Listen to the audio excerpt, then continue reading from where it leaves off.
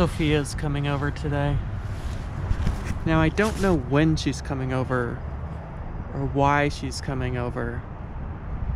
Actually, I should probably call my mom about that. But I do know she's coming over. Maybe I'll call my mom. Maybe that will clear things up. It's ringing.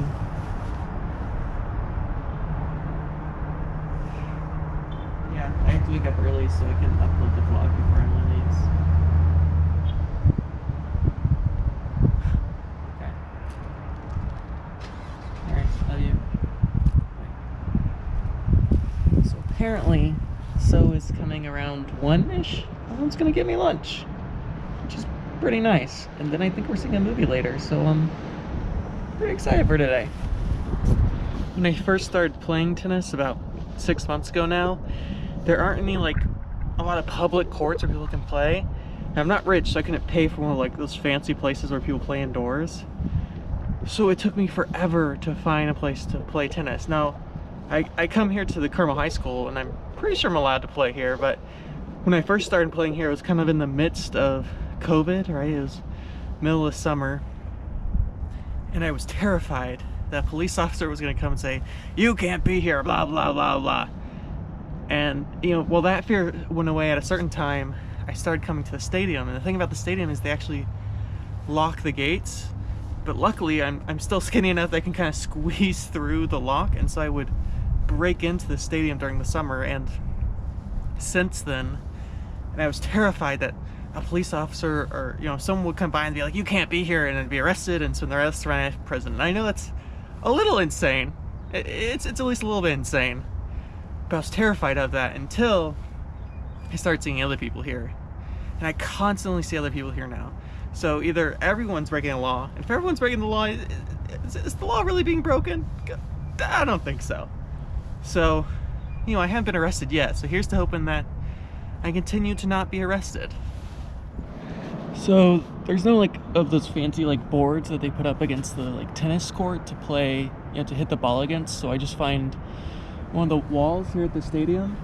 But this morning there's like a bunch of kids like doing like drills and stuff, which I thought was a little weird because, well, school's already in session. It's like all the kids going to school are already there. So who are these kids coming to the field? I mean, they looked young-ish, like my age maybe, but if they're in college, why are they here? Why aren't they like at their institution? I had so many questions, but now they've left and I can't ask any of them, and I'm just confused. Like, what's up, guys? What are you doing here? What's with the drills?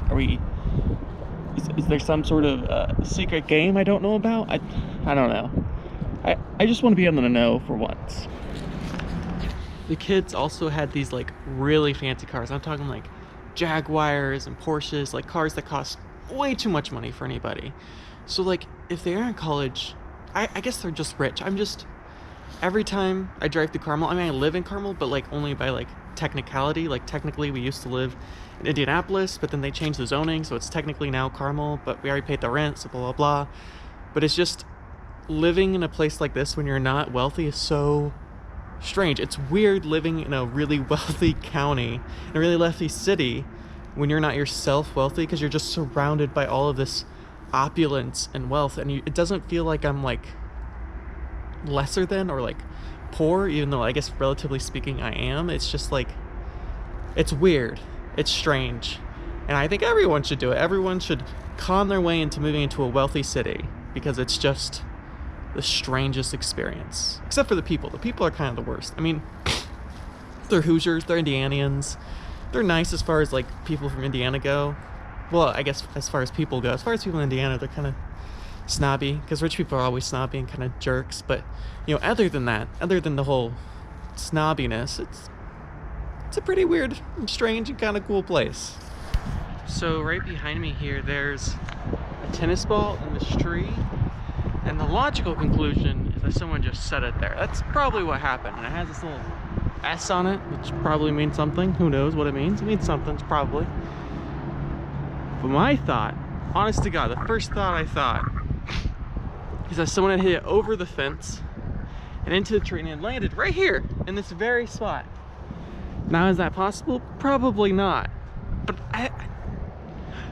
why? Why put a tennis ball there? Like, what's the logic of it? It makes just as much sense for it to come over here and land there as it does to purposely place a ball there.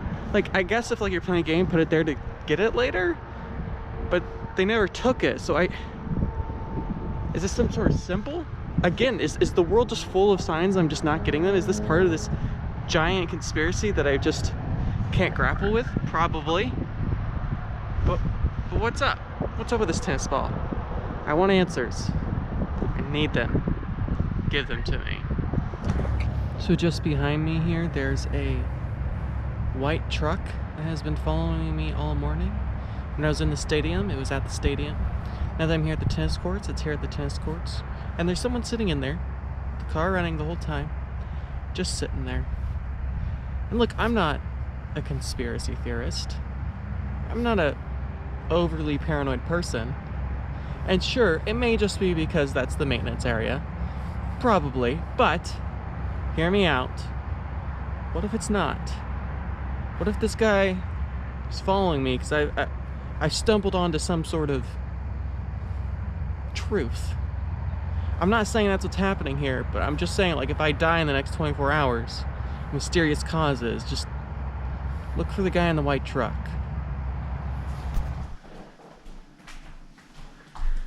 Now I'm just waiting for Sophia to show up, so I thought I would prep dinner because I usually don't have time at night, especially now that Emily's back at work. I don't have the computer all day, so I can't work on this vlog. So I've been prepping a lot of dinners using the crock pot and other things to prep as much as I can because the day just kind of slips away from you. Well, especially when you're watching movies.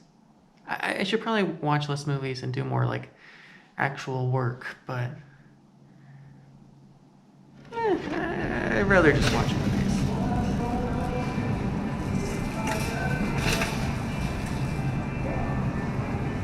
Do I even have to say it?